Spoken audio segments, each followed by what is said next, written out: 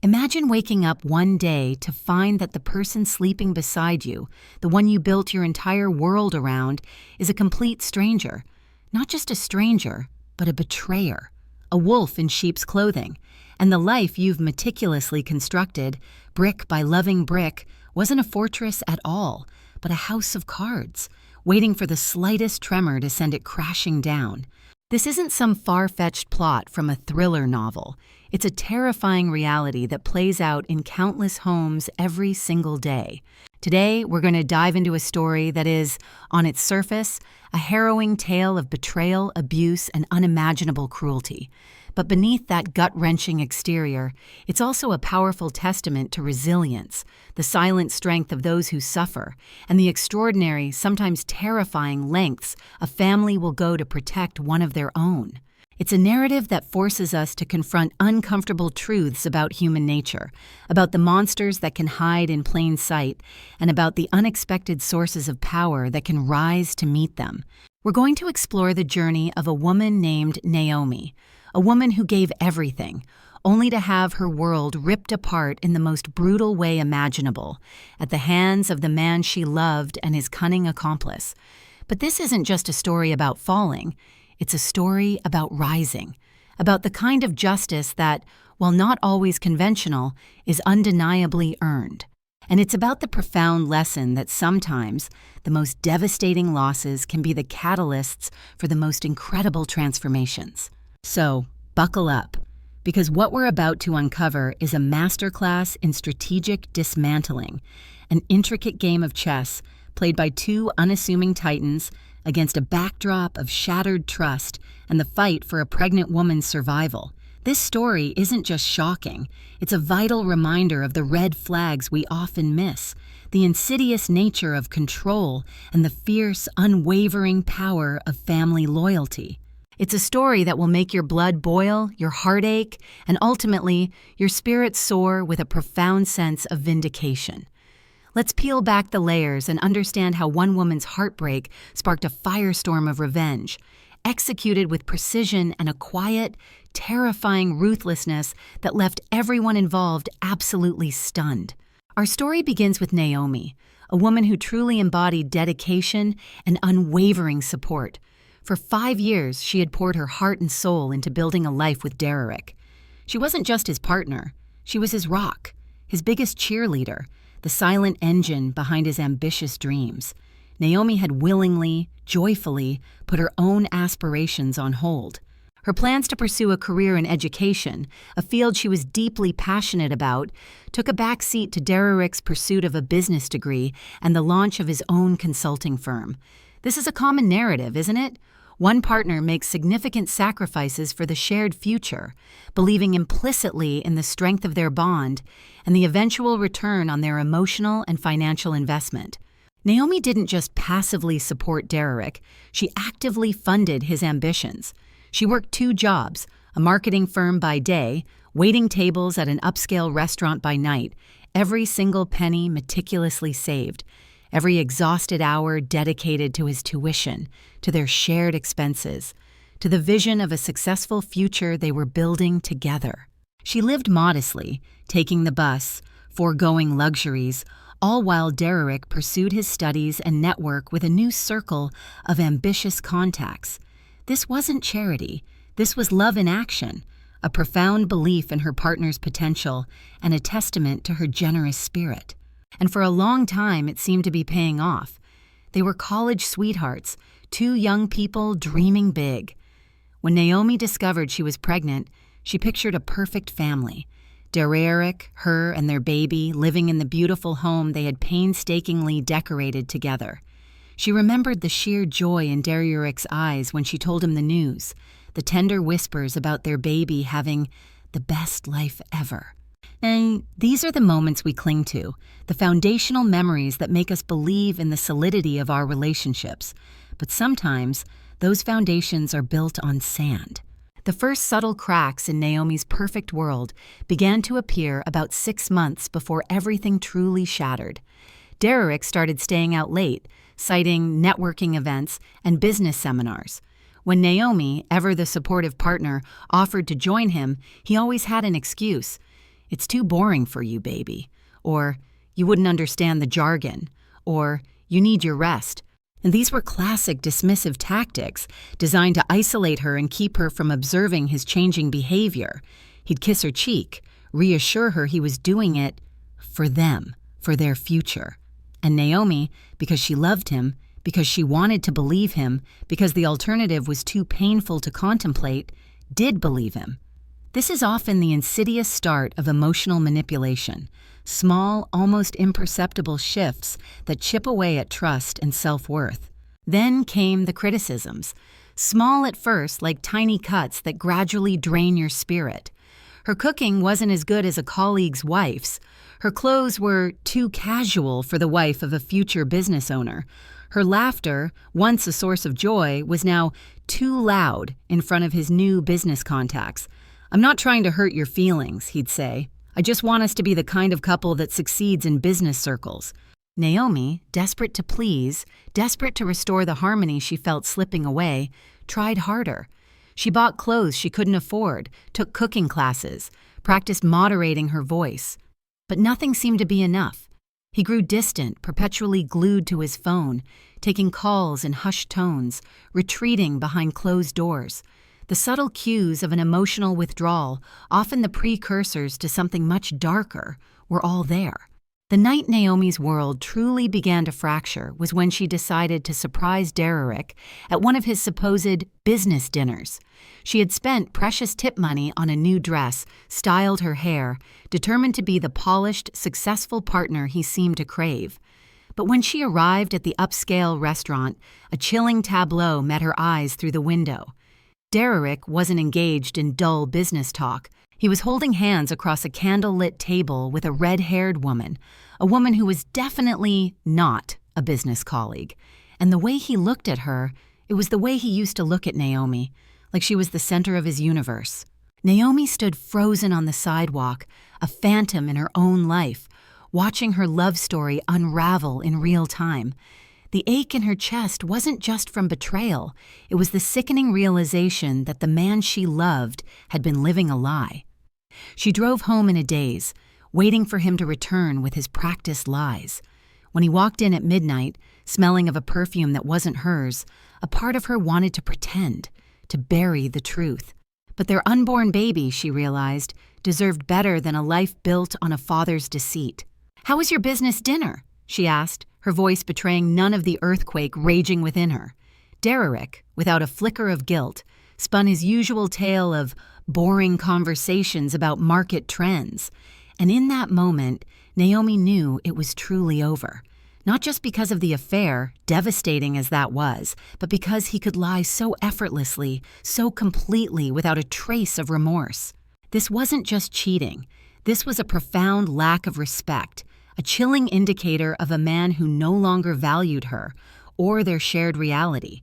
7 months pregnant, emotionally shattered, Naomi didn't confront him that night. Instead, she lay awake, desperately clinging to hope, planning how to save their marriage, how to win back the man she loved. What she didn't know was that Derrick wasn't planning to save anything. He was planning her complete destruction, aided and abetted by the red-haired woman, Bethany, who was systematically poisoning his mind against her. This is a crucial point many victims of abuse face, the internal struggle to fix what's broken, even when the other party is actively dismantling it. The belief in shared history and past love can be a powerful anchor, preventing us from seeing the present danger. The weeks that followed were, for Naomi, a special kind of hell. She tried everything to salvage their fractured marriage, cooking his favorite meals, planning romantic evenings, biting her tongue when he came home late, reeking of Bethany's perfume. She told herself that once the baby arrived, Derrick would remember what truly mattered. This is the common refrain of many in abusive situations. Things will get better when he'll change once. But that hope often becomes a trap, keeping victims tethered to a crumbling reality. She was wrong. "I need space to think," Derrick announced one evening, barely glancing up from his phone, his words like a casual detonation. "Bethany thinks we're moving too fast with the baby planning." Naomi's blood ran cold. Bethany thinks? This wasn't just an affair anymore. Bethany was an active participant in their family decisions, an uninvited co-architect of their future. "Derek, I'm your wife. I'm carrying your child. Why does your affair partner get a vote in our family decisions?" Naomi's voice, for the first time in a long while, cracked with righteous indignation. Derek's face darkened, a chilling shift. "Don't call her that. Bethany understands me in ways you never have. She sees my potential."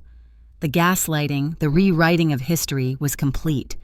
"I've been seeing your potential for 5 years, Naomi countered, her voice breaking. "I worked 2 jobs to support your dreams. I gave up my own education, my own career plans. And I never asked you to do that," Derek snapped back, utterly devoid of empathy. "Maybe if you had focused on improving yourself instead of just supporting me, you'd understand why successful men need partners who challenge them intellectually." The cruelty of his words hit Naomi like a physical blow. Her sacrifices, her love, her belief in him. He was now twisting them into personal failures. This is the hallmark of a narcissistic abuser.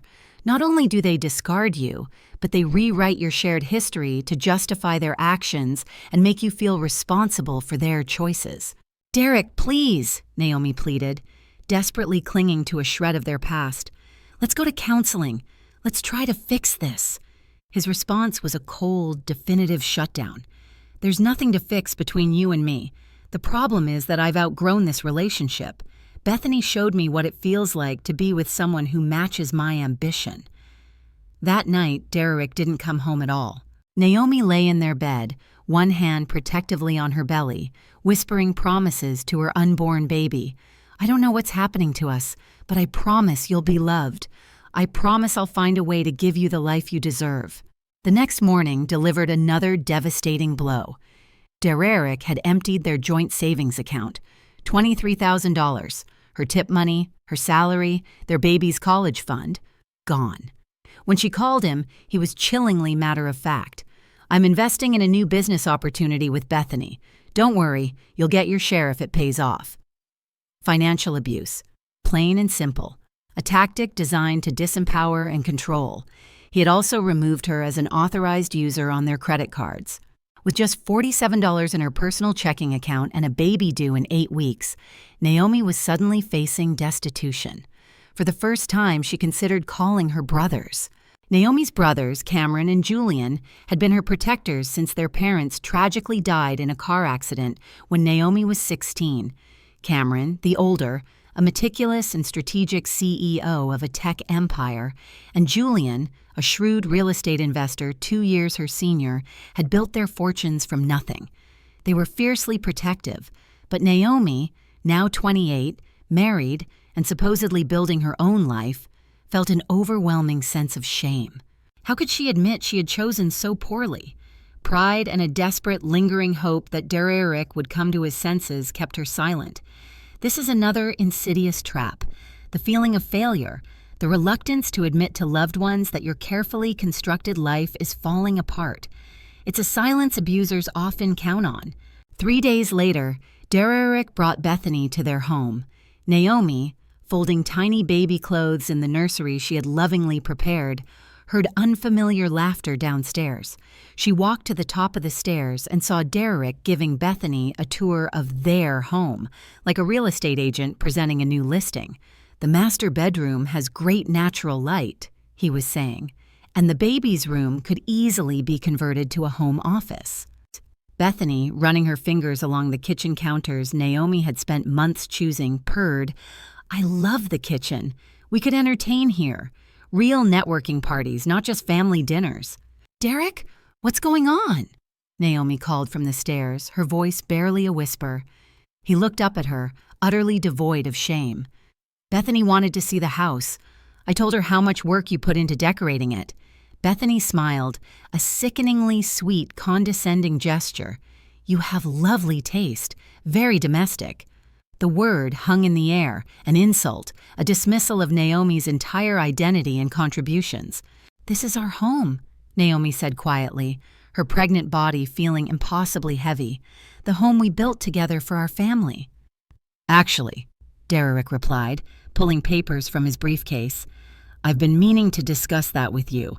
My lawyer suggested some changes to the property ownership just to protect us legally as my business grows." Naomi's hands shook as she read the documents. Derek was transferring the house entirely into his name, claiming it was for business asset protection. He needed her signature. "I'm not signing this," she declared. "Then you're going to cost us our home," he smoothly countered. "If my business gets sued and you're on the deed, we could lose everything. But if it's just in my name, it's protected." Bethany nodded sympathetically. "It's so smart to plan ahead. Some wives don't understand business strategy." That night, Derek didn't ask Naomi to sign the papers. He simply forged her signature. Naomi discovered the forgery 2 weeks later when she tried to refinance their mortgage to access equity for baby expenses. The bank informed her she was no longer on the deed. The house, her sanctuary, was solely in Derek's name. When confronted, he didn't deny it. "I did what was necessary," he said. "You would have been difficult about it. I'm your wife. You stole our house from me." "I protected our assets, Mingies," he corrected. "And if you keep making scenes like this, Bethany thinks you should consider finding somewhere else to stay until the baby comes." This was the moment of chilling clarity. Derek wasn't just having an affair.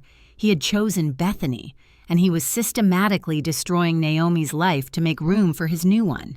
But still, she didn't call her brothers. She still believed she could handle it alone. It was her biggest mistake. Cameron had always possessed an uncanny ability to sense when Naomi was in trouble.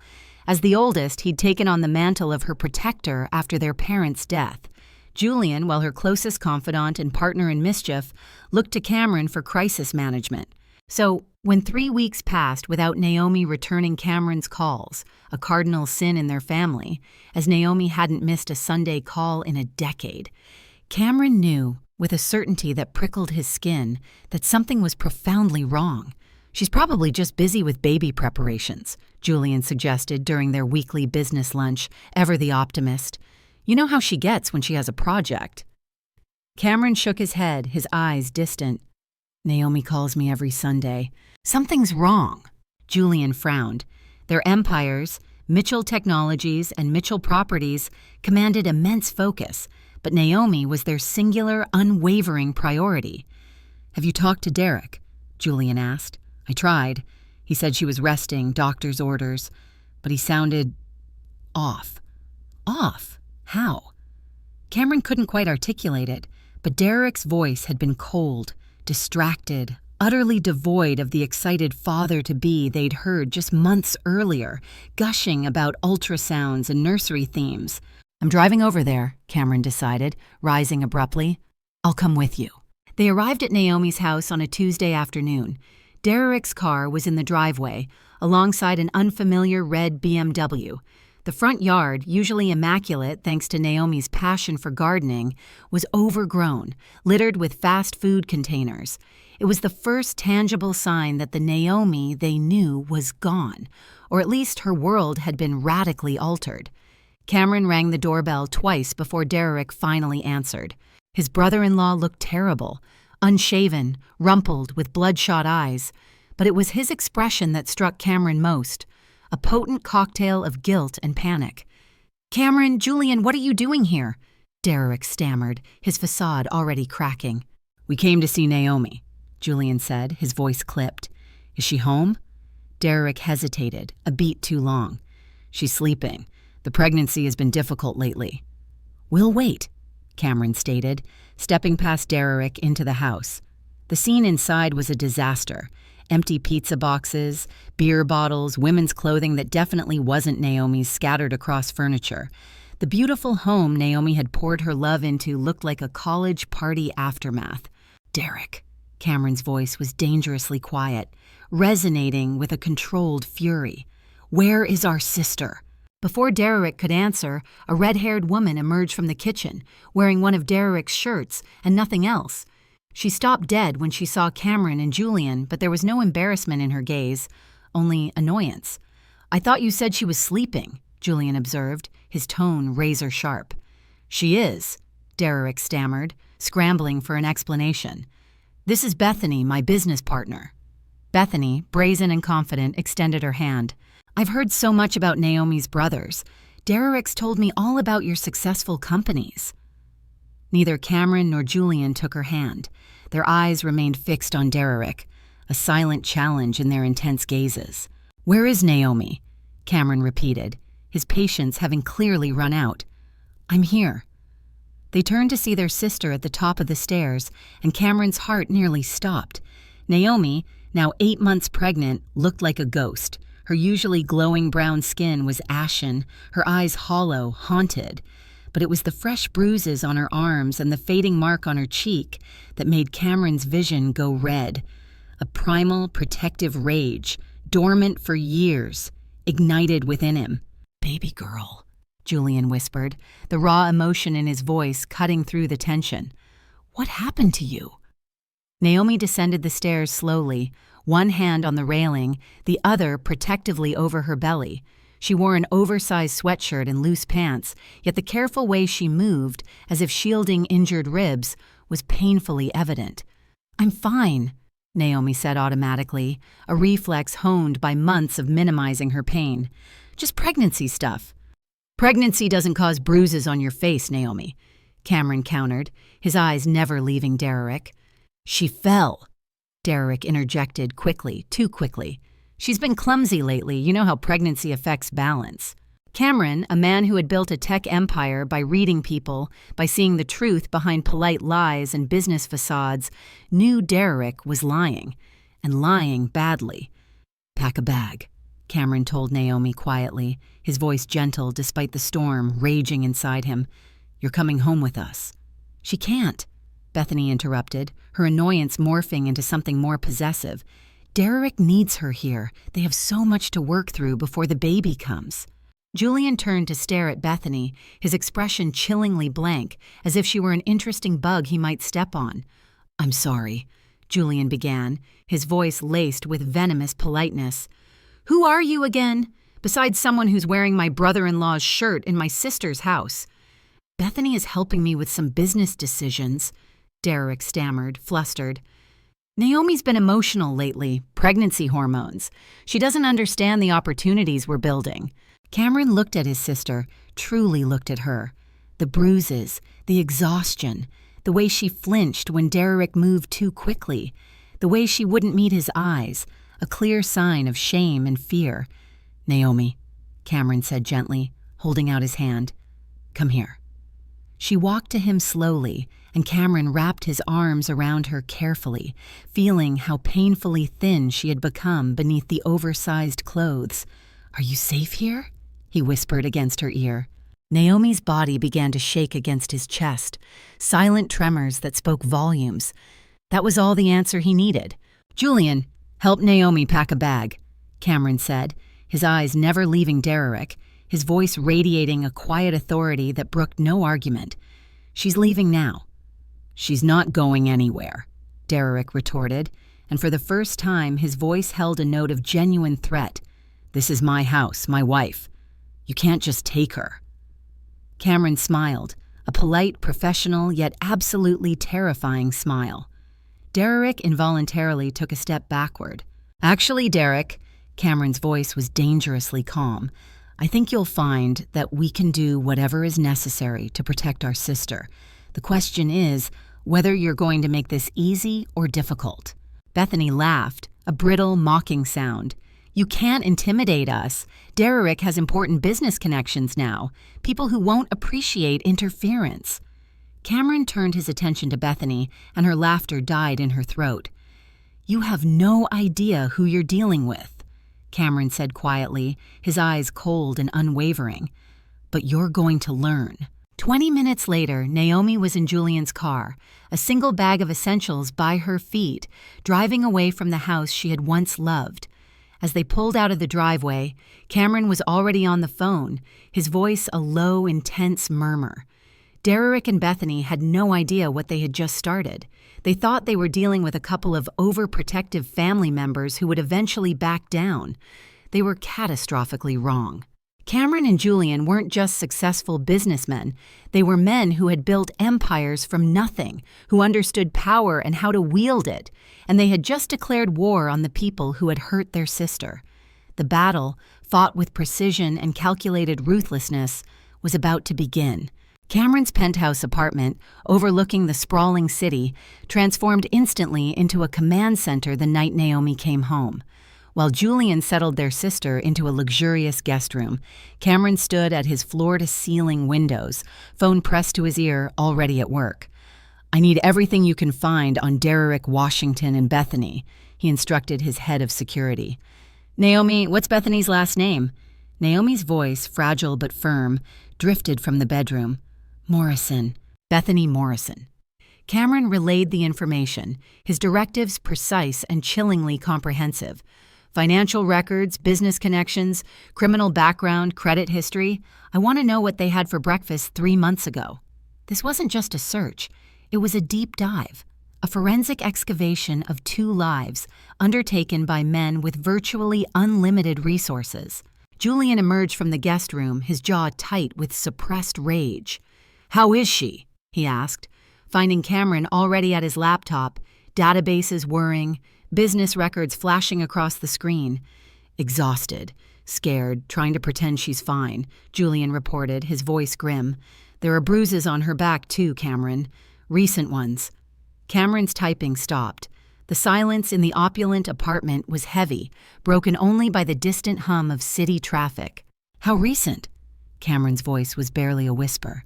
"Days, maybe a week." For a moment, the 2 brothers stood in stunned silence, a shared understanding passing between them.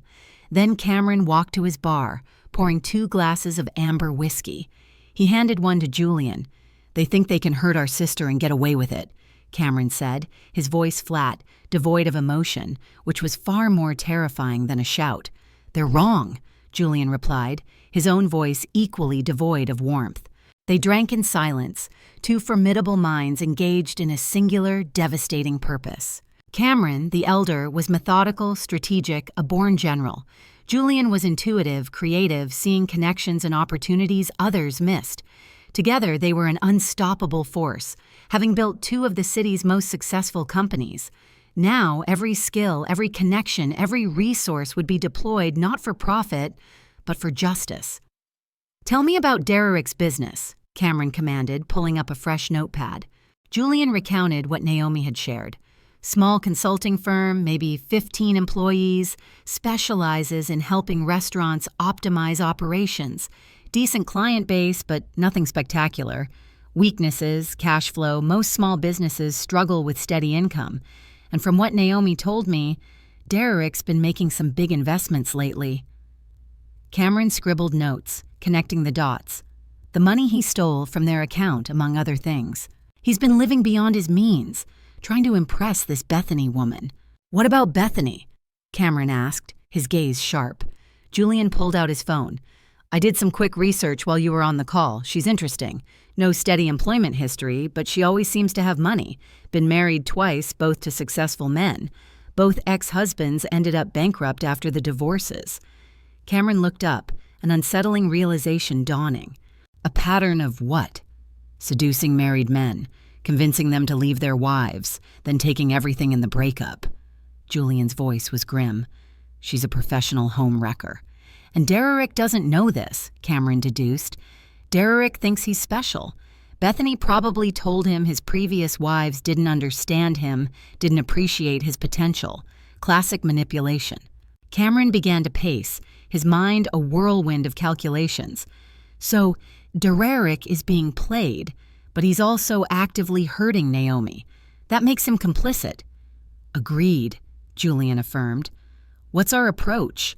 Cameron stopped, turning to face his brother, his expression hardened with resolve. "We destroy them both, but differently. Derrick needs to lose everything, his business, his money, his reputation. He needs to understand what it feels like to have someone tear apart everything you've built. And Bethany needs to be exposed for what she is. Her scam only works in the shadows. Once everyone knows her pattern, she loses her power." Julian nodded slowly. "How do we do this without it blowing back on Naomi?" Cameron's answer was chillingly simple. Very carefully, and we make sure Derrick can never hurt her again. Cameron's phone buzzed with a text. He read it, and a grim smile touched his lips. My security team found something interesting already. Derrick's been lying to his business clients about his qualifications. He claims to have a master's degree from Northwestern. He never even graduated from undergraduate school. Julian whistled low. Business fraud. If we can prove he used fake credentials to get clients, yes, that's not just civil liability, that's criminal charges. What else? Cameron pulled up his laptop again. His business license expired 6 months ago. He's been operating illegally and probably not reporting income properly if he's that sloppy with paperwork. Exactly, Julian confirmed. Cameron was typing rapidly. I'm sending all this to my attorney. We need to know what legal options we have. Julian stood up and walked to the window, gazing at the city lights twinkling below. Cameron, we need to be smart about this. Derrick might be a cheating, abusive loser, but he's still Naomi's baby's father. Cameron's fingers paused over the keyboard. What are you saying? I'm saying we destroy him, but we make sure the baby is protected. Naomi is going to need financial support for the child, even if Derrick loses everything.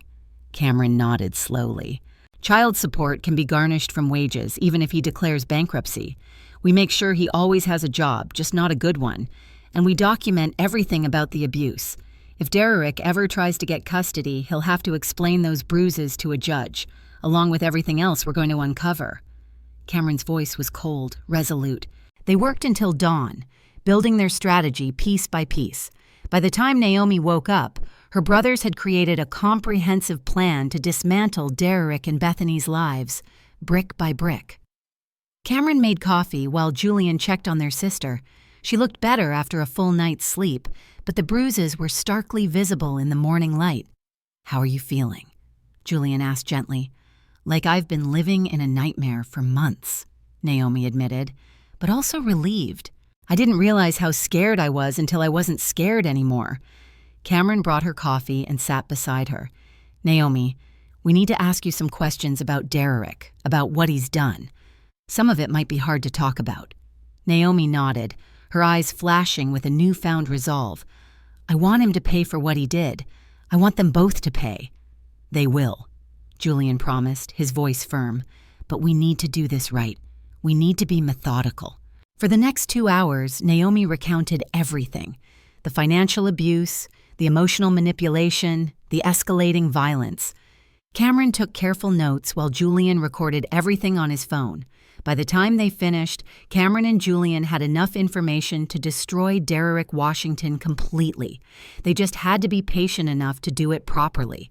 The war had begun, but it would be fought with precision, not passion. Derrick and Bethany would never see it coming. Derrick Washington's world began its quiet, systematic unraveling on a Thursday morning.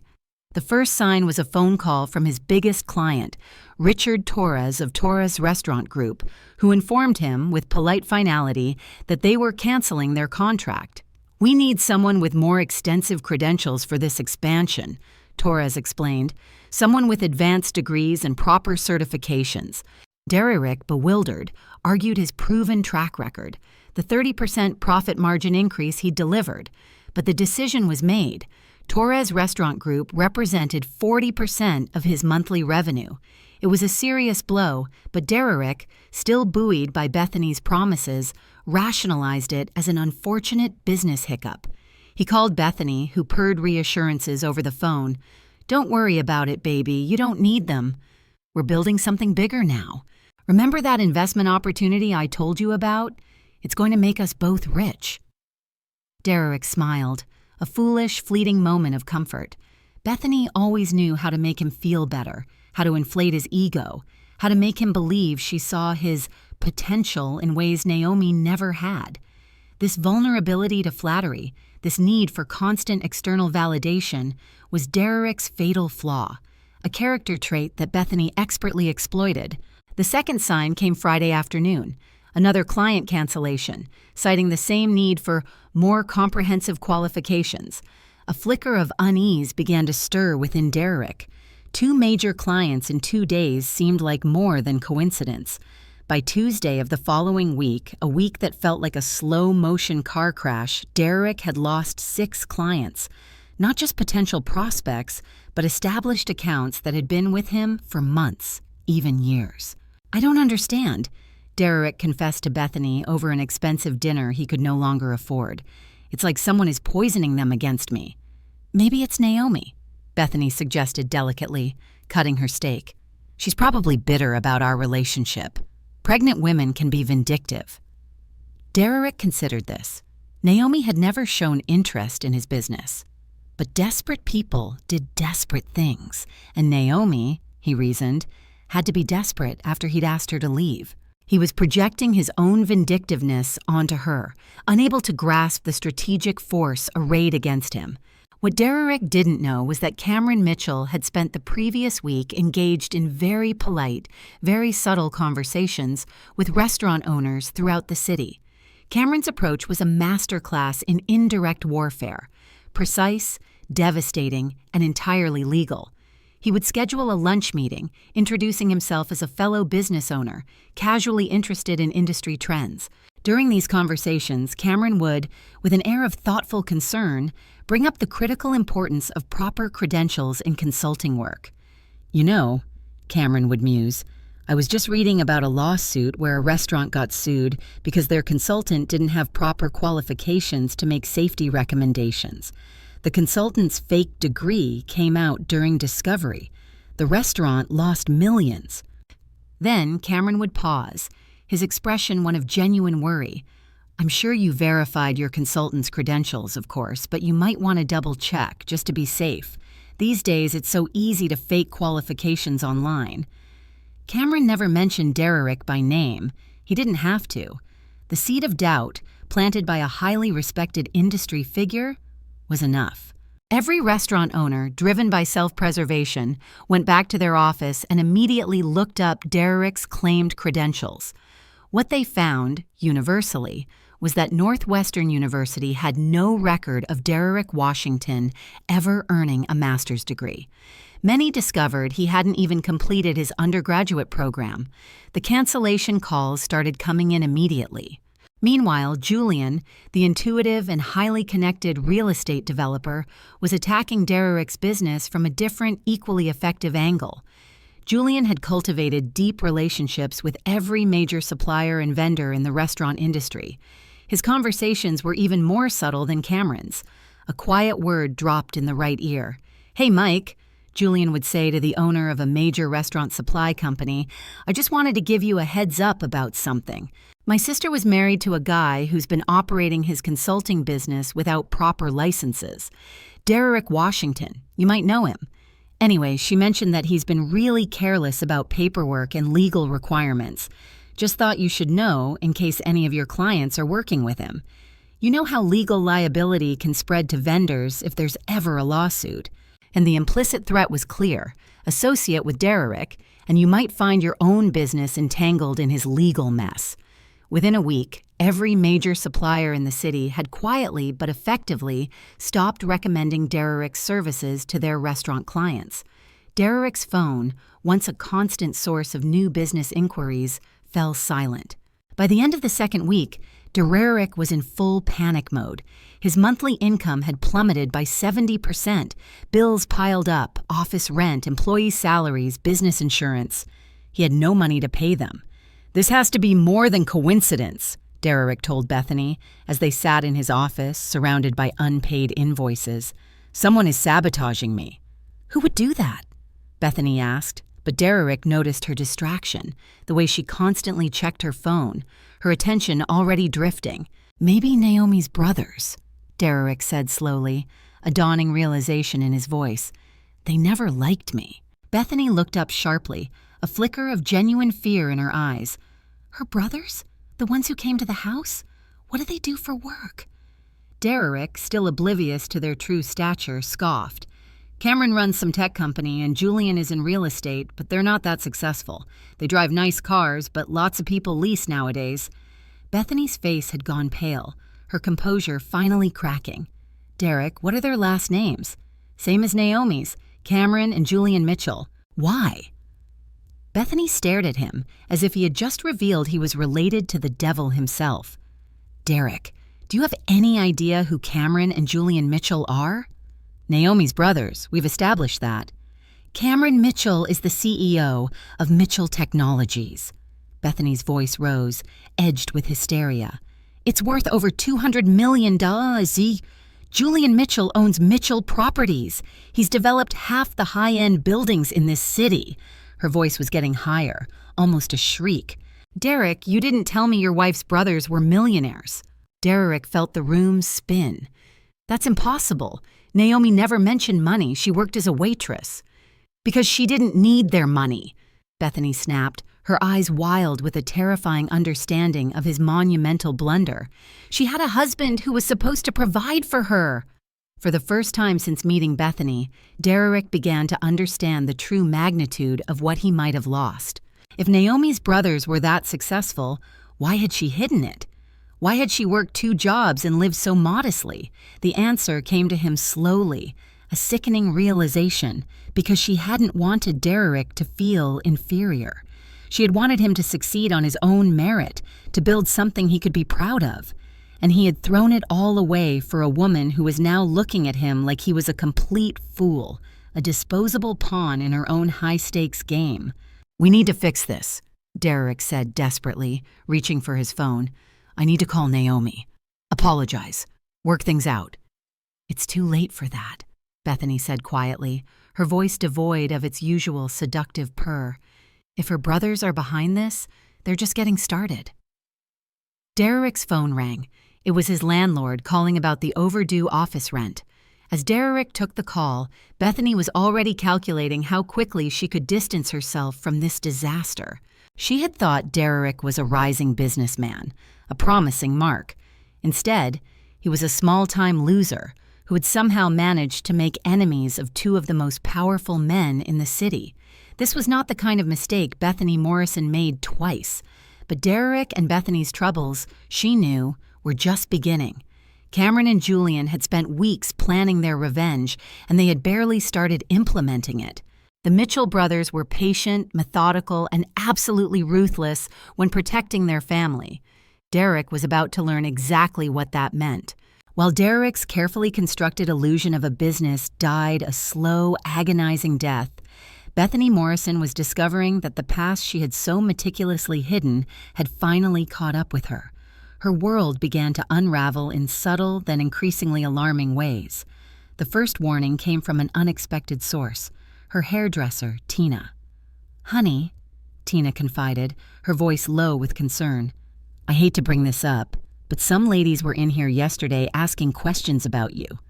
Bethany looked up sharply from her phone, a prickle of unease snaking down her spine. "What kind of questions?" "About your divorce. About that husband you had a few years back, the one who owned the electronics stores." Tina lowered her voice further. "They knew details, Beth. Details I never told nobody." Bethany's blood ran cold. What did these women look like? Professional. Expensive clothes. They said they were doing research for some kind of business network, checking references for potential partners. After leaving the salon, Bethany sat in her car, her mind racing. Only 3 people knew the intimate details of her divorce from Robert Chin, her second husband. Herself, Robert, and the private investigator she had hired to dig up dirt on him. Yet somehow these mysterious women knew information that should have been confidential. Her phone rang. It was Derek, and he sounded terrible, his voice tinged with desperation. "Bethany, I just lost another client. That's 9 this week. I think we need to talk about your investment opportunity. I need that money to keep my business afloat." "About that," Bethany said carefully, her mind already shifting gears, severing connections. "There might be a small delay with the investment funds. The other partners are being cautious." There were no other partners. There was no investment opportunity. There was just the $23,000 Derek had stolen from his joint account with Naomi, which Bethany had already spent on clothes, jewelry, and expensive dinners. But Derek didn't need to know that yet. "How long of a delay?" he pleaded. "Maybe a few weeks, but don't worry, baby. We'll figure this out together." After hanging up, Bethany drove home to her expensive apartment. the one Derrick was or had been paying for, and poured herself a large glass of wine. She needed to think. Her carefully cultivated persona was starting to fray. The next morning, Bethany's world truly began to crumble. She woke up to 17 missed calls from various credit card companies. When she called the first one back, she learned that someone had reported fraudulent activity on her account. "Ma'am, we've received information suggesting that you may be using a false Social Security number," the customer service representative explained with chilling politeness. "We're temporarily freezing your account until we can verify your identity." "That's ridiculous," Bethany snapped. "I've had this card for 3 years. "Yes, ma'am," the voice replied, "but the Social Security number you provided belongs to someone else. Someone who died in 2019. Bethany slammed the phone down. She had been using her first husband's Social Security number for certain financial transactions, a shortcut to bypass the bad credit she had accumulated under her real name. But someone had clearly done their research and exposed her fraud. By noon, all 5 of her credit cards were frozen. Her bank account was under investigation, and her apartment management company had called to inform her that they were reviewing her application for potential misrepresentations. That afternoon, Bethany received a visitor. The woman who knocked on her door was elegant, professional, and utterly unfamiliar. She introduced herself as Patricia Williams, a private investigator. "Miss Morrison, I represent several clients who have questions about your financial activities. I was hoping we could have a conversation." "I don't know what you're talking about," Bethany said, trying to close the door, but Patricia, with a polite smile, handed her a business card. "I think you do. You see, my clients are very thorough. They've been in touch with your ex-husbands, your former employers, your credit card companies, and several of the married men you've befriended over the years." Bethany's hands began to shake. "What do you want?" "Just information. You see, there's a pattern to your relationships, Ms. Morrison. You target successful married men, convince them to leave their wives, gain access to their finances, and then disappear when things get complicated." Patricia's voice was calm, conversational, yet imbued with an iron authority. "My clients are curious about how many times you've done this." "You can't prove anything," Bethany retorted, her voice rising in a desperate plea. "Actually, we can," Patricia countered, pulling out a thick folder. "Robert Chin kept excellent records. So did Thomas Bradley. Both of your ex-husbands have been very cooperative once they realized they weren't your only victims." She opened the folder, revealing documents. "Shall we start with the identity theft? Using a dead man's Social Security number is a federal crime, Ms. Morrison." Bethany slammed the door, but Patricia's calm voice penetrated the wood. "I'll leave my card. When you're ready to discuss this reasonably, please call. My clients prefer to handle things quietly, but they're prepared to involve law enforcement if necessary." That evening, Bethany called Derrick in a panic. "We need to talk," she said, her voice raw with fear. "Can you come over?" Derrick arrived an hour later, looking haggard, a man on the brink of collapse. His business was failing. His wife had left him. And now Bethany, his supposed savior, seemed to be falling apart too. "What's wrong?" he asked. Bethany poured herself another glass of wine, her 4th of the day. "Derrick, I need to ask you something, and I need you to be honest. Your wife's brothers, exactly how powerful are they? I told you they're successful, but Derrick," Bethany's voice was sharp with panic. "I need specifics. What are their companies worth? Who do they know? What kind of connections do they have?" Derrick stared at her, utterly confused. "Bethany, what's going on?" "Someone is investigating me," she confessed, her words tumbling out in a torrent. "Professional investigators who know things they shouldn't know. They have financial records, legal documents, information about my past relationships." Bethany began pacing, a wild animal trapped. This isn't some bitter ex-wife trying to cause trouble. This is serious money paying for serious people. Derrick sank onto her couch, the horrifying truth finally settling in. Cameron and Julian always protected Naomi. Even when we were dating, they made it clear they were watching me. "And you never thought to mention that your wife's family might retaliate if you hurt her?" Bethany shrieked, her facade of cool control utterly shattered. "I didn't think they cared that much," Derrick protested weakly. "Naomi never acted like she came from money. She worked regular jobs, lived modestly because she was trying to make you feel good about yourself. Bethany screamed, her voice hoarse with rage. She was letting you be the provider while her brothers could have bought and sold your entire business with pocket change. Derrick looked at Bethany's panicked, enraged face and finally understood the magnitude of what they were truly dealing with. This wasn't about a bitter divorce or a simple custody dispute. This was about two extremely wealthy, extremely powerful men who believed someone had hurt their little sister. And they were right. "What do we do?" Derrick asked weakly, his spirit utterly broken. Bethany finished her wine and looked at Derrick with absolute disgust. "We? Derrick, you got me into this mess by lying about your wife's family. You deal with it." "But I thought we were building a future together," Derrick pleaded, clinging to the last vestiges of his deluded fantasy. Bethany laughed bitterly. "With what money? Your business is dead.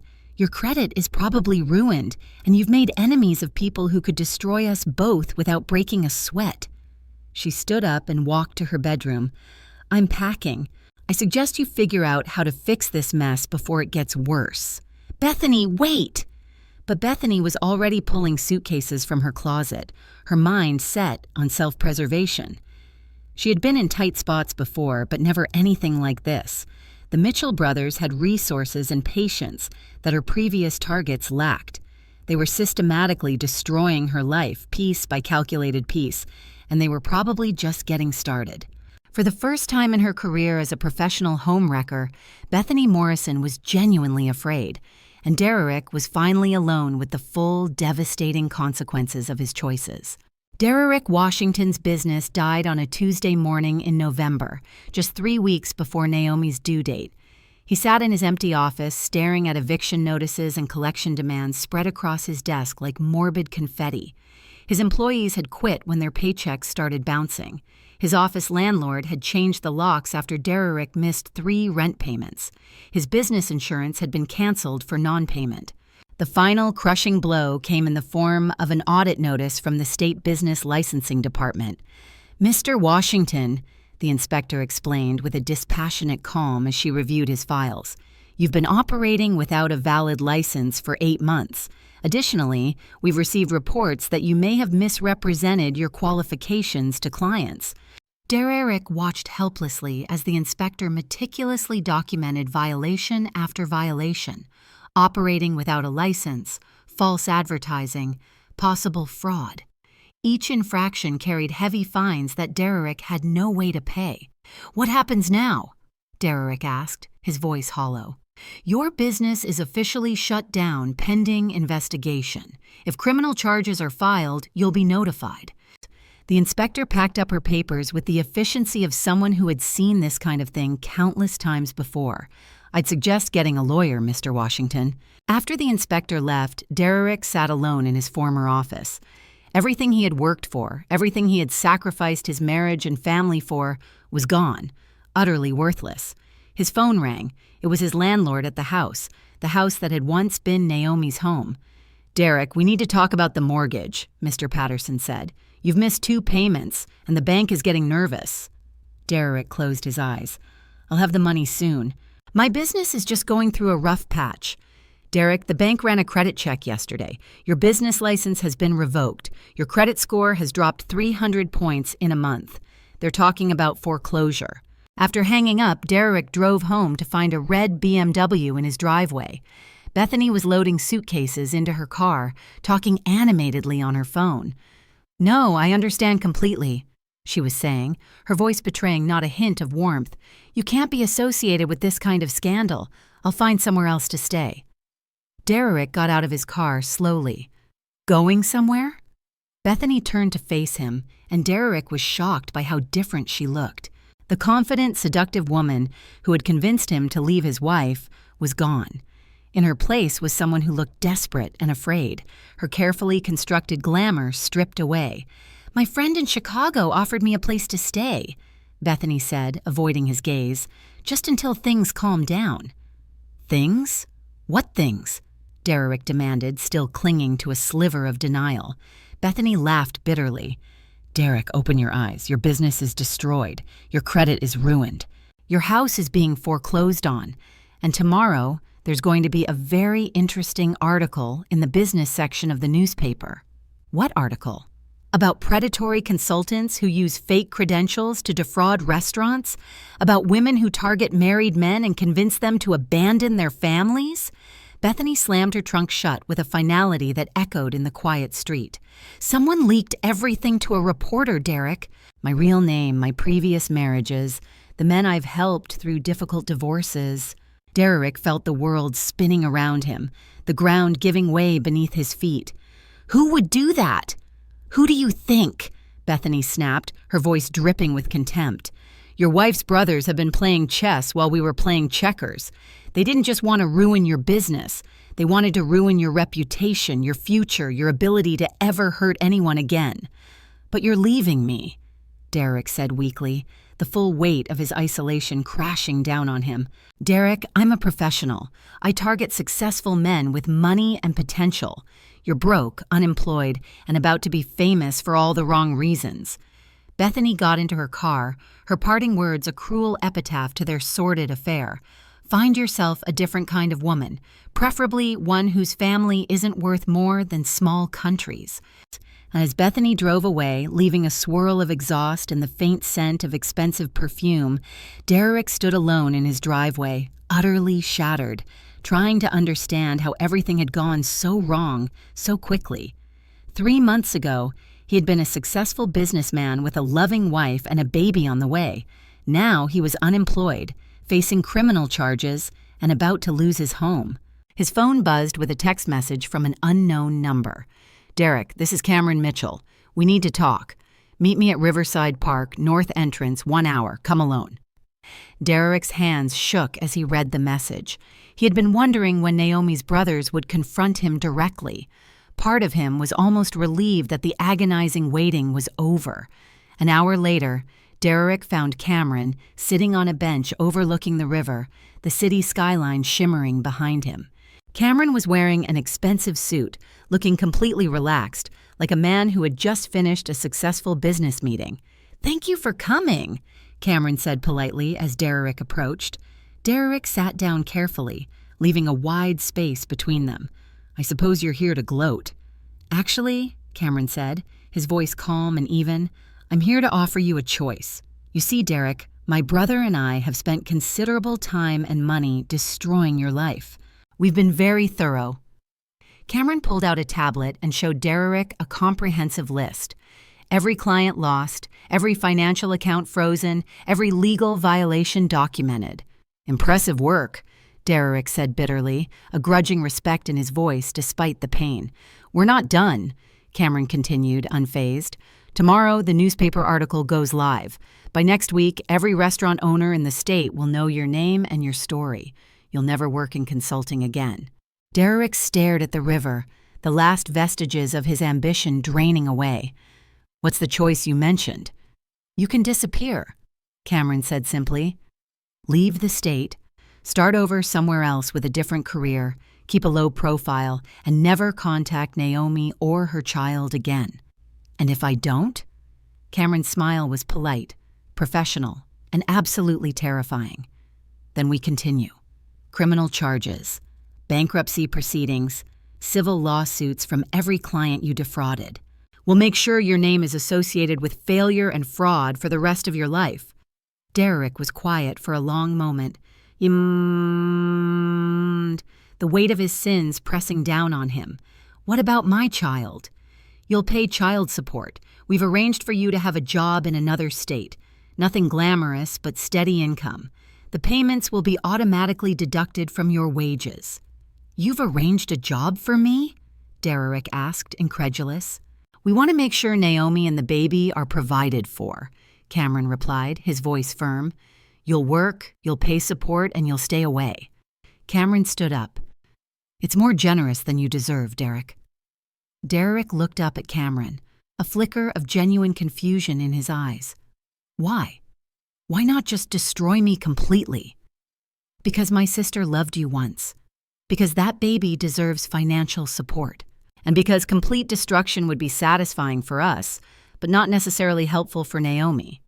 Cameron straightened his tie, a gesture of finality. You have 24 hours to decide. After that, the choice is made for you. As Cameron walked away, Derek sat alone by the river, facing the stark reality of his situation. He had lost everything: his business, his wife, his home, his reputation, his future in this city. But he was still alive, and Cameron was offering him a chance, however meager, to start over somewhere else. It was more mercy than Derek had shown Naomi when he raised that stick above her head. For the first time in months, perhaps years, Derek made the right choice. The next morning, Derek Washington left the city forever, driving toward a new state and a new life that would be smaller, humbler, and completely separate from the family he had destroyed. Behind him, he left only debts, court papers, and the indelible memory of what happened when you hurt a Mitchell. Naomi's daughter was born on a snowy December morning, 3 weeks after Derek disappeared from their lives forever. She's perfect, Julian whispered, holding his tiny niece for the first time, his face alight with awe. The baby girl had Naomi's warm brown skin and Derek's nose, but her eyes were entirely her own, bright, alert, and curious about the world, reflecting a spirit untouched by the darkness that had shadowed her early days. What are you going to name her? Cameron asked, gently stroking the baby's tiny hand with his finger. Naomi looked down at her daughter, a boundless love expanding within her. Hope, she said simply, her voice filled with a quiet strength. Her name is Hope. Cameron and Julian exchanged a knowing look over their sister's head. After everything Naomi had endured, naming her daughter Hope felt like a profound declaration of victory, a defiant beacon against the shadows Derek had cast. It was a commitment not just to survival, but to flourishing. The first few weeks of Hope's life were a blur of sleepless nights, the sweet exhaustion of new motherhood, and overwhelming love. Naomi had moved into a beautiful apartment that Cameron had bought for her. Not charity, he insisted with a rare, gentle smile, but an investment in my niece's future. Julian had furnished the nursery with everything a baby could possibly need, from a state-of-the-art crib to a mountain of plush toys. You don't have to do all this, Naomi protested, tears blurring her vision as Julian assembled yet another expensive baby contraption. We're not doing it for you, Julian said with a mischievous grin. We're doing it for Hope. She's going to be the most spoiled niece in history. But beyond the material support, what Naomi treasured most was having her family close again. Cameron, the busy CEO, worked from home several days a week just to spend time with Hope. Julian rearranged his packed schedule to help with night feedings, discovering an unexpected joy in early morning baby duty. Both brothers treated Naomi like she was recovering from a war, which, in many ways, she was. The trauma of emotional, financial, and physical abuse doesn't just disappear. It takes time, support, and conscious effort to heal. I keep waiting for Derek to call, Naomi admitted one evening as she fed Hope while Cameron cooked dinner, a domestic scene that felt impossibly precious after the chaos she had endured. I know he's gone, but part of me still expects him to try to come back. He won't, Cameron said quietly, his voice firm with certainty. He knows better now. Naomi looked at her older brother carefully. What exactly did you and Julian do to him? Cameron paused in his cooking, turning to face her. Do you really want to know? Naomi thought about it. I want to know that he can't hurt us anymore. He can't, Cameron stated unequivocally. Derek is in Oregon now, working at a small accounting firm. His wages are garnished for child support, which comes to you automatically every month. He signed legal documents promising never to contact you or Hope. If he violates that agreement, he goes to prison. And Bethany? Naomi asked, a hint of curiosity in her voice. Bethany is in Chicago, working as a hostess at a chain restaurant. Her days of seducing wealthy married men are over. We made sure everyone in her social circle knows exactly what she is. Naomi shifted Hope to her shoulder and patted her back gently. I should feel sorry for them, shouldn't I? But I don't. You don't have to feel sorry for people who tried to destroy you, Julian said from the doorway, his voice resonating with unshakable conviction. You just have to focus on building something better. And that's exactly what Naomi did. 3 months after Hope was born, Naomi made a decision that surprised everyone, including herself. She enrolled in online classes to finish her education degree. "Are you sure you're ready for this?" Cameron asked, a touch of concern in his voice as Naomi showed him her class schedule. "You could wait until Hope is older." "I've been waiting long enough," Naomi said firmly, her eyes burning with renewed purpose. "I put my dreams on hold for Derek, but I won't put them on hold for fear." Naomi threw herself into her studies with the same determination that had once driven her to work 2 jobs for Derek's dreams. But this time, the work was for herself and her daughter. The hardest part wasn't the coursework or managing school around a baby's demanding schedule. The hardest part was learning to trust her own judgment again, after Derek had spent months convincing her that she was stupid, worthless, and incapable of making good decisions. "I keep second-guessing everything," Naomi confessed to her therapist, Dr. Martinez, during one of their weekly sessions. "What if I'm wrong about going back to school? What if I'm not smart enough? What if I'm being selfish by taking time away from Hope?" "Those are Derek's voices in your head," Dr. Martinez replied gently. "Your real voice, the one that got you through years of abuse and still managed to protect your daughter, that voice knows exactly what you're capable of." Slowly, week by week, Naomi began to trust herself again. She excelled in her education classes, particularly in child development and early childhood education. Her professors were impressed by her insights and her profound passion for creating safe, nurturing learning environments for children. "You have a natural gift for this," Professor Williams told her after class one day.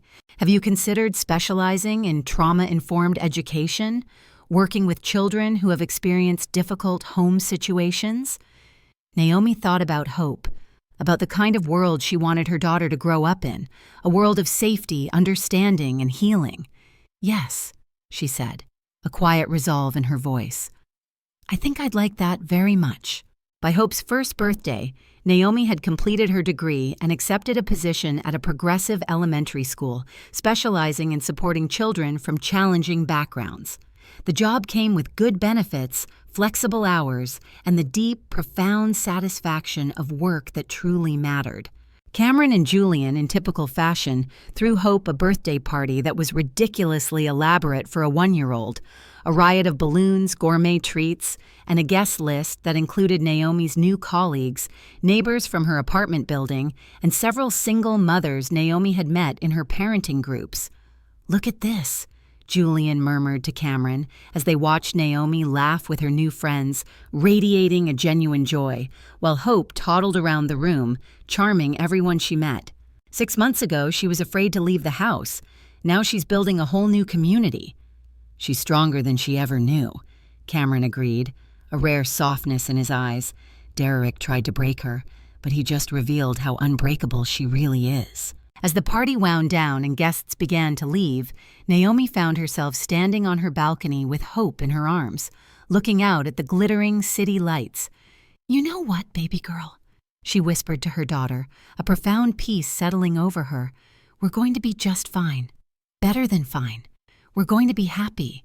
Hope giggled and clapped her hands as if she understood exactly what her mother meant. Behind them, through the sliding glass door, Cameron and Julian were tidying up, a quiet, reassuring presence. Her brothers who had fought for her when she couldn't fight for herself. Her brothers who had helped her remember that she deserved a love that built her up instead of tearing her down. Naomi had lost a husband and a house and the future she thought she wanted. But she had gained something infinitely more valuable, the knowledge that she could survive anything, rebuild from nothing, and create a life filled with people who truly loved and valued her. Derek had tried to destroy her, but instead he had revealed her own formidable strength, and that strength was going to carry her and Hope toward a future brighter than anything Derek could have ever given them. 2 years after Derek's disappearance, Naomi was running gloriously late for Hope's second birthday party when her phone rang with a number she didn't recognize. "Miss Mitchell, this is Detective Sarah Rodriguez with the Portland Police Department. I'm calling about Derek Washington." Naomi's blood went cold. She pulled over to the side of the road, her hands instinctively tightening on the steering wheel. a lingering echo of old fear. Is he trying to contact me? Because there's a restraining order. No, ma'am, Mr. Washington has been arrested for embezzlement. It seems he's been stealing from his employer in Oregon. During processing, he made some interesting claims about wanting to make a deal. He says he has information about how his previous business was sabotaged. Naomi closed her eyes. Even from across the country, from a prison cell, Derek was still trying to cause trouble, still clinging to his narrative of victimhood. "Detective Rodriguez," Naomi said firmly, her voice clear and unwavering, "whatever Derek is claiming, I'm not interested in hearing it. He lost the right to involve me in his problems when he tried to beat me with a stick while I was pregnant." There was a brief, stunned pause on the other end of the line. "Ma'am, that's not in any of the reports I have here." "Then you don't have complete reports," Naomi countered, her tone leaving no room for argument. "If Derek wants to make deals with prosecutors, that's between him and the justice system. Please don't contact me about this again." After hanging up, Naomi sat in her car for a moment, processing the call. 2 years ago, news about Derek would have sent her into a panic spiral, dredging up old traumas. Now she felt nothing but a mild annoyance, a fleeting irritation that he was still making poor choices, still refusing to take responsibility. He was a distant, insignificant tremor, not an earthquake. She arrived at Hope's party to find her apartment filled with laughter and the glorious chaos of toddlers running around with chocolate cakes smeared on their faces. Cameron was on the floor, patiently building blocks with 3 rambunctious 2-year-olds, while Julian was in the kitchen, helping other parents serve cake. "Everything okay?" asked Maria, one of Naomi's closest friends from her parenting group, noticing the lingering tension in Naomi's shoulders. "You look like you got some news." "Derek got arrested in Oregon," Naomi said quietly, a faint sigh escaping her lips. "He's trying to cause trouble for my brothers." Maria's eyes flashed with anger. "That man just won't quit, will he?" "It doesn't matter," Naomi realized as she spoke the words aloud, a profound truth settling in her heart. "He can't hurt us anymore. Whatever he says, whatever he does, it can't touch the life we've built here." And it was true. Naomi looked around her apartment filled with friends who genuinely cared about her, colleagues who respected her work, neighbors who had become like family. Hope was thriving, a confident, curious child, surrounded by people who adored her. Derek had taken Naomi's old life, but she had built something infinitely, immeasurably better from the pieces. The party was in full swing when Cameron's phone buzzed. He read the message and a grim smile touched his lips. "What is it?" Julian asked, ever vigilant for any new threat. "Derek's lawyer in Oregon wants to meet," Cameron said quietly.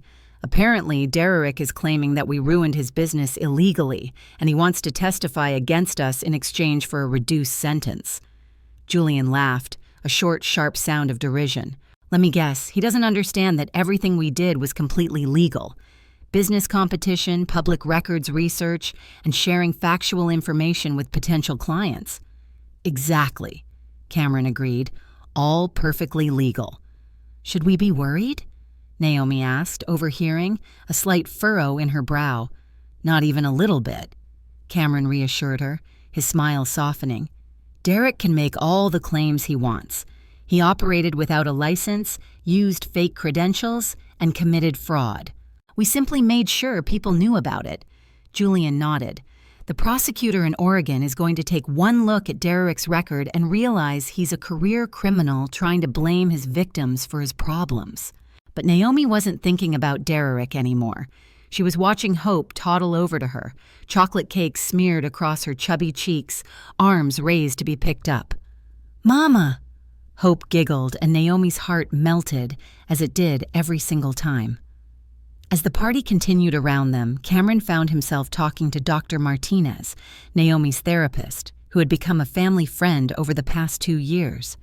"It's remarkable," Dr. Martinez said, watching Naomi help Hope blow out her birthday candles, a picture of serene happiness. 2 years ago, she could barely function. Now look at her. "She was always strong," Cameron said, his gaze fixed on his sister. "Derek just tried to convince her she wasn't. The children at her school adore her," Dr. Martinez continued. She has this gift for helping kids who have been through trauma feel safe again. I think it's because she understands what it's like to have your world fall apart and then have to rebuild it. Cameron smiled, a deep, quiet pride swelling within him. Naomi was glowing with happiness, surrounded by Hope's little friends and their parents, completely in her element. 3 hours later, after the last guest had left and Hope was napping peacefully, Naomi, Cameron, and Julian sat on the balcony with coffee and leftover cake, the city lights twinkling below them. "Detective Rodriguez called me again," Naomi said. "Derek's lawyer wants to arrange a phone call. They think I might be willing to support his claims against you, too." "What did you tell them?" Julian asked, his expression serious. "I told them that Derek lost the right to my support when he chose violence over love," Naomi said simply, her voice clear and strong. "I told them that my brothers protected me when my husband tried to destroy me, and I will never apologize for having family who actually cares about me." Cameron reached over and squeezed Naomi's hand. "You know we'd do it all again, right? Every single day if that's what it took to keep you and Hope safe." "I know," Naomi said, a warmth spreading through her. "But I won't need you to. Not in that way. I'm not the same woman Derek tried to break. I know what I'm worth now." As if summoned by her voice, Hope appeared in the doorway, rubbing her eyes and looking for her mama. Naomi scooped her up and settled her on her lap, a picture of maternal serenity. "Tell me the story," Hope demanded, as she did every day, her little voice insistent.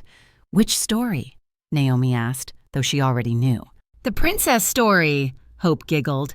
Naomi smiled and began the story she had created for Hope, a tale about a brave princess who got lost in a dark forest, but found her way home with the help of her loyal knight brothers and her own unbreakable courage. "And did the princess live happily ever after?" Hope asked, even though she knew the ending. "The princess built her own happily ever after," Naomi corrected gently, "with people who loved her for exactly who she was." Hope clapped her hands and demanded the story again. As Naomi retold the tale, Cameron's phone buzzed with a final message from Oregon. Derek's deal had been rejected. His claims about illegal sabotage had been dismissed as the desperate lies of a career criminal. He would serve his full sentence for embezzlement, with no reductions. Cameron deleted the message without mentioning it to Naomi. She didn't need to know that Derek was still trying to hurt them, even from prison. She had moved far beyond caring what Derek Washington did with his failures. The sun was setting over the city, painting the sky in shades of pink and gold. Hope had fallen asleep in Naomi's arms, and Julian was telling a captivating story about his latest real estate project. Cameron looked at his sister and niece and felt a deep satisfaction that had nothing to do with business success or financial achievements. They had won. Not just the war against Derek and Bethany, but something far bigger and more profound. They had proven that family loyalty was stronger than manipulation, that love was more powerful than cruelty, and that sometimes the best revenge was simply living well and rebuilding with unwavering integrity. Derek had tried to destroy Naomi, but instead, he had given her the chance to discover exactly how strong, smart, and capable she really was. And now Naomi was raising a daughter who would grow up knowing that she deserved to be loved, protected, and valued exactly as she was, without compromise or question. That, Cameron knew, was a victory worth more than any amount of money he and Julian could ever earn. As the three siblings sat together on the balcony, watching the city lights begin to twinkle below them, they knew that whatever challenges the future might bring, they would face them together. Derek had learned too late that when you hurt a Mitchell, you don't just make an enemy. You make enemies out of a family that will move heaven and earth to protect each other. And the Mitchell family always, always wins in the end.